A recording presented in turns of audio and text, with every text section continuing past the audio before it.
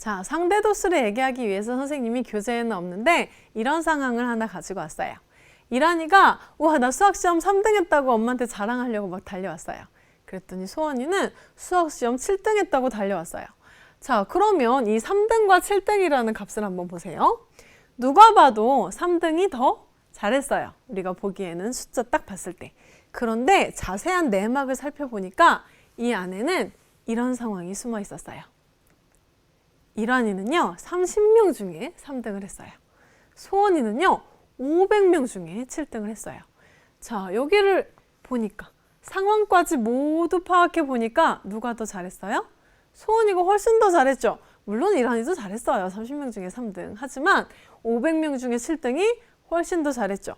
어떻게 우리가 알 수 있냐 하면 굳이 값으로 계산하자면 얘는 30명 중에 3등이라서 10분의 1이에요. 약분까지 하면. 얘는 500명 중에 7등이라서 소수점으로 나타내기 위해서 10, 100, 1000 이렇게 나타내보면 1000명 중에 14 이렇게 할 수 있죠. 그럼 얘는 0.1이고요. 얘는 0, 여기다 쓸게요. 0.014예요. 자, 퍼센트로 보자면요. 여기 배꼽해 보면 어떻게 돼요? 상위 10%에 들었어요. 이란이는. 얘는요. 상위 1.4%. 우리 소위 상위 1% 이런 얘기 하는데 1.4%에 들었어요. 얘는 10%, 얘는 1.4%. 어때요? 각각의 값을 보는 게 아니라 전체 인원을 고려하다 보니까 완전히 다른 결과가 생겨나 버리죠? 이게 바로 상대도수의 기본 개념이다라고 할 수 있습니다.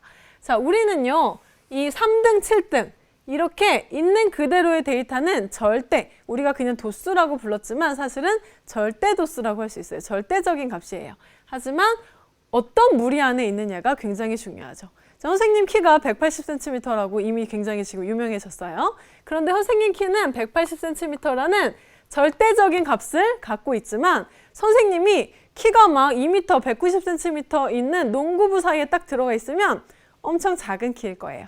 그런데 일반적인 친구들 사이에 있으면 굉장히 큰 키죠. 내가 어느 집단 안에 딱 들어가 있느냐에 따라서 이 180이라는 절대적인 값이 전혀 다르게 느껴지죠. 우리는 언제나 누군가와 비교를 하면서 내가 어느 집단에 있느냐 생각하면서 살아갑니다. 그래서 이제 도수 얘기로 확실하게 넘어가 보자면 상대 도수라는 건 그냥 도수가 아니라 전체 도수를 꼭 고려한다는 게 중요한 거예요. 너 어느 집단에서 왔는데 그래서 거기 4명이라는데 전체가 도대체 몇 명이길래 요거를 꼭 물어봐서 분수로 나타낸 비율을 얘기합니다. 굳이 공식으로 계산을 하자면 상대 도수라는 건 도수의 총합, 우리 도수분포표에 보면 뭐 3, 4 어쩌고 써있다 마지막에 총합 이렇게 써있었죠. 도수의 총합을 고려해서 그 중에서 그 도수가 차지하는 비율 이렇게 분수로 나타내고 결국에는 소수점으로 바꾸는 거, 얘를 상대 도수라고 부릅니다. 하지만 여전히 얘를 보지 않아서는 잘 감이 안 오죠? 선생님이 이런 예를 준비해 봤어요. 도수분포표의 일부만 잘라왔어요. 요 계급, 키가 160cm 이상 170cm 미만인 계급을 민채네 반, 민우네 반에서 잘라왔습니다. 민채네 반에는 여기 속한 학생들이 5명이 있고요. 민우네 반에도 5명이 있어요. 둘 다 똑같이 5명이 있는데 민채네 반은 몇 명 중에? 20명 중에 5명이. 민우네 반은요? 50명 중에 5명이. 키가 이 안에 속합니다. 그럼 퍼센트로 한번 나타내 볼까요? 일단 소수점으로 나타내 보면 100분의 25죠. 그래서 얘는 0.25예요. 그리고 얘는 100분의 10이죠. 그래서 0.1입니다. 퍼센트로 보자면 25%의 학생이 여기 속하는 거고요. 민우네 반에서는 10%의 학생만 여기 속하는 거죠. 실제의 값은 같지만 상대 도수는 전혀 달라지는 걸 확인할 수 있습니다. 자, 선생님이 쉽게 설명하기 위해서 우리는 일상에서 퍼센트를 많이 쓰니까 25%, 10%라고 얘기했는데 우리가 수학 시간에 배우는 지금 배울 상대 도수는요. 곱하기 100해서 퍼센트 나타내지 않고 이렇게 소수점으로 나타내는 걸 상대 도수라고 부릅니다.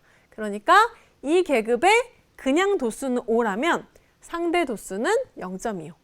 이 계급의 그냥 도수 5였어요. 상대 대수는 전체 50을 고려해서 0.1 이렇게 쓰면 해결할 수 있습니다. 선생님 꼭 이렇게 소수로 써야 돼요? 약분해서 분수로 쓰면 안 돼요? 물론 기하분수로 써서 10분의 1이라고 누가 썼어요. 그러면 틀리게 할 수 없어요. 괜찮아요. 그런데 우리는 상대도수는 웬만하면 우리 소수로 나타내자라는 암묵적인 합의가 있거든요. 그러니까 될 수 있으면 최종 소수로 표현하는 것이 좋겠습니다. 자, 그러면 이 얘기들로 우리가 상대도수 어느 정도 생각을 해보았기 때문에 책에 있는 예를 가지고 좀 연습을 해볼게요. 자, 도수의 총합이 20일 때 도수가 6인 계급이 있대요. 상상됐죠? 그럼 상대도수는 누구 분의?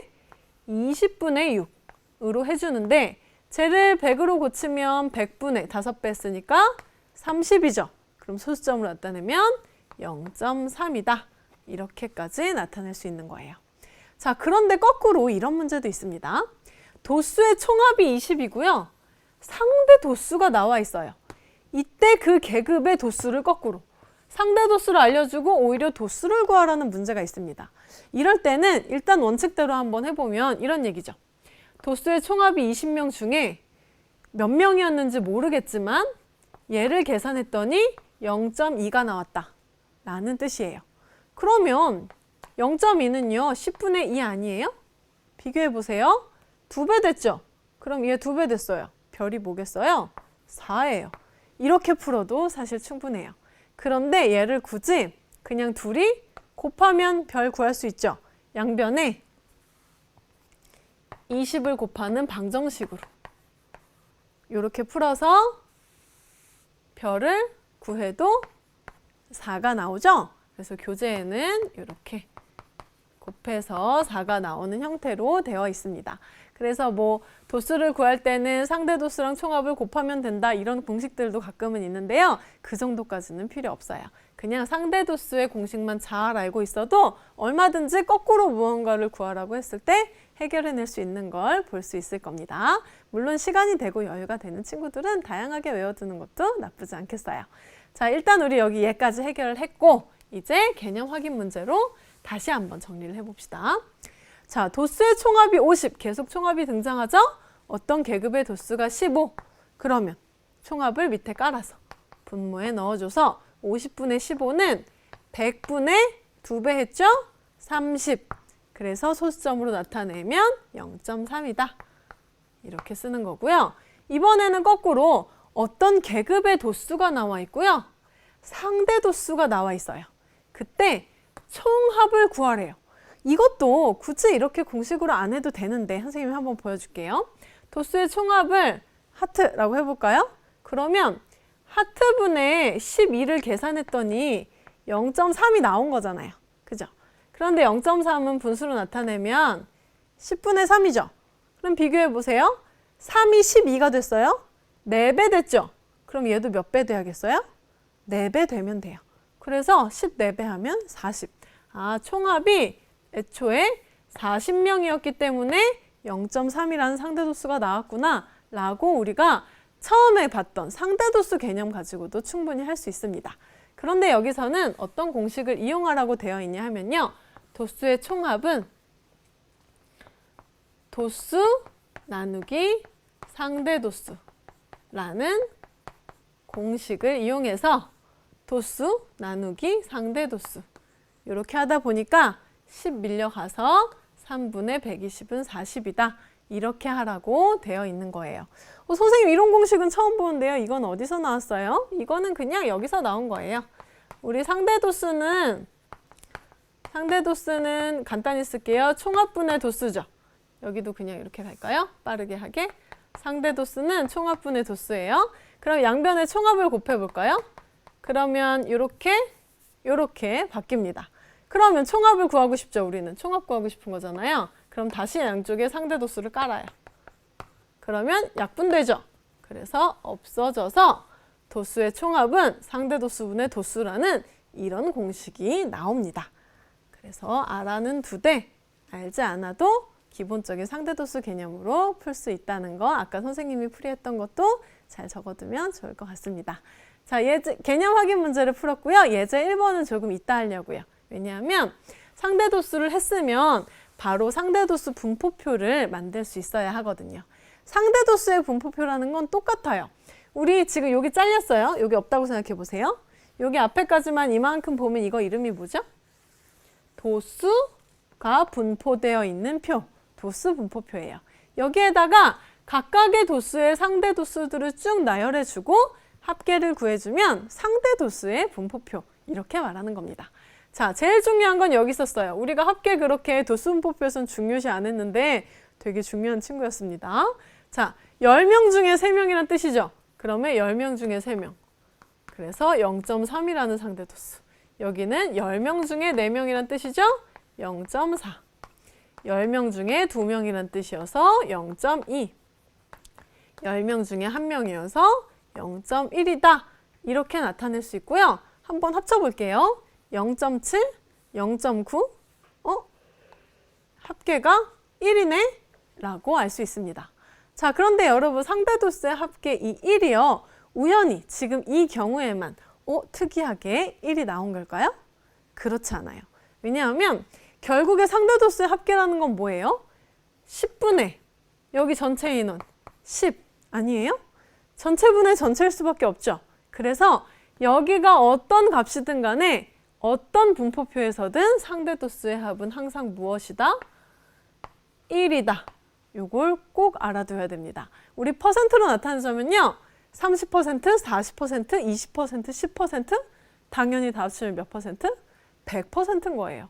퍼센트들을 다 합치면 당연히 100%지 130% 이런 말을 뭐 과포화할 때 쓰긴 쓰지만 비율을 얘기할 때 사실 쓸 수는 없죠. 100명 중에 130명이 말이 안 되는 얘기잖아요. 그죠? 그래서 무조건 합계는 100% 상대도수로 말하면 1일 수밖에 없다는 거 꼭 기억하셔야 합니다. 자, 우리 상대도수의 분포표의 특징을 좀 하나씩 살펴보고 갈게요. 교재에 정리된 내용인데요. 상대도수의 총합은 항상 1이다. 선생님이 아주 중요하다고 했죠? 1번에 나와 있어요. 별표 딱 쳐주시고요. 2번으로 바로 갈게요. 어떤 계급의 상대도수는 그 계급의 도수에 정비례한다라고 했어요. 여러분 정비례한다는 게 뭐예요? 무언가가 2배, 3배 되면 똑같이 2배, 3배 따라다니는 게 정비례였죠? 지금 한번 확인해 보면요. 1, 2배 됐어요. 상대도수 2배 됐어요. 4배 됐어요? 4배 됐어요. 계속 따라다니고 있는 정비례 관계가 맞습니다. 전체 합은 똑같고 여기 도수들이 달라지니까 당연히 그렇겠죠? 그래서 이걸 가지고 상대 도수를 이렇게 해결할 수도 있어요. 물론 열심히 밑에 10을 분모해주고 해결할 수도 있지만 상대 도수의 합은 항상 1 적어두고 예를 들어서 내가 이 도수가 1이네 했어요. 그럼 얘는 상대 도수가 10분의 1이라서 0.1이네를 찾은 다음에 10분의 2로 가지 않고 정비례한다 그랬는데 2배 되니까 0.2, 4배 되면 0.4, 3배 되네? 3배 되면 0.3 이렇게도 상대 도수를 구해낼 수 있다는 거 무엇을 이용해서? 정비례 관계임을 이용해서도 해결해낼 수 있다는 거 꼭 주의해서 보면 좋을 것 같습니다. 자, 다음 우리 세 번째로 가볼게요. 도수의 총합이 다른 두 집단의 자료의 분포 상태를 비교할 때 상대 도수를 이용하면 편리하다라고 되어 있습니다. 자, 물론 꼭 도수의 총합이 다르지 않더라도요. 비교할 때는 상대 도수를 이용하면 좋아요. 그런데 도수의 총합이 만약에 똑같다. 니네 반도 40명이고 우리 반도 40명이야. 그럼 굳이 내가 40으로 나누지 않아도 너 2등 했고 나 3등 했어? 2등이 잘했네. 바로 얘기할 수 있죠. 그래서 굳이 상대 도수가 필요 없는데 아까처럼 반의 인원이 너무 다르고 30명, 500명 막 이랬잖아요. 이런 경우에는 반드시 상대 도수로 처리를 해서 비교해줘야지 편리하다라고 얘기할 수 있었어요. 우리가 경험상으로 알고 있는 거죠. 자, 이렇게 우리가 상대 도수의 분포표를 직접 만들어보고 특징도 살펴보았습니다. 그럼 이 얘기를 가지고 개념 확인 문제를 풀면서 정리해 볼게요. 다음은 예원이네 반 학생들의 25명의 던지기 기록을 조사하여 나타낸 상대 도수의 분포표. 여기 상대 도수가 추가로 나와 있습니다. 하나씩 해볼까요? 제일 처음에 이렇게 있어요. 그 다음은 25분의 6 해서 100분의 4배 됐으니까 4배에서 24 해서 0.24 원칙대로 풀어도 되고 도수가 2배 됐네? 2배 돼야지 이렇게 해도 됩니다. 하지만 정비례만 갖고 풀 수 없는 경우 있죠? 이런 경우 도대체 몇 배 됐는지 느낌도 오지 않을 경우 반드시 25분의 11 원칙대로 풀어야 됩니다. 그럼 100분의 44죠? 그래서 0.44 여기도 이렇게 살짝 써놓을까요? 이렇게 되고요. 얘도요. 25분의 5니까 100분의 4배 했어요. 20이에요. 그러면 0.2라는 것을 알 수 있고 고민할 필요 없댔어요. 상대도수 다 합쳤을 때는 1이 나옵니다. 자, 그런데 이 1을요. 이렇게 이용할 수도 있어요. 시간이 좀 있는 친구들은 검산을 해보는 거죠. 정말 다 합쳐서 1이 나오는지. 만약에 얘네를 다 합쳐서 1이 안 나온다면 1이 아닌 게 아니라 얘는 무조건 1일 수밖에 없기 때문에 내가 상대도수를 어딘가 잘못 구한 거다라는 판단의 기준으로도 삼아 볼 수가 있습니다. 자, 개념 확인 문제.